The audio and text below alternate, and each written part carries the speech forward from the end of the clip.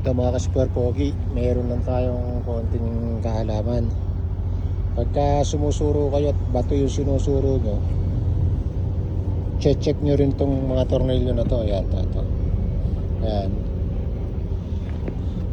Ayan, check nyo rin yan na puputol din yan. Kasi pagka hindi nyo tinitingnan yan kung putol na, kaya naputol yung isa nyan, ay madali nang mabilis nang maputol itong mga sunod-sunod nya.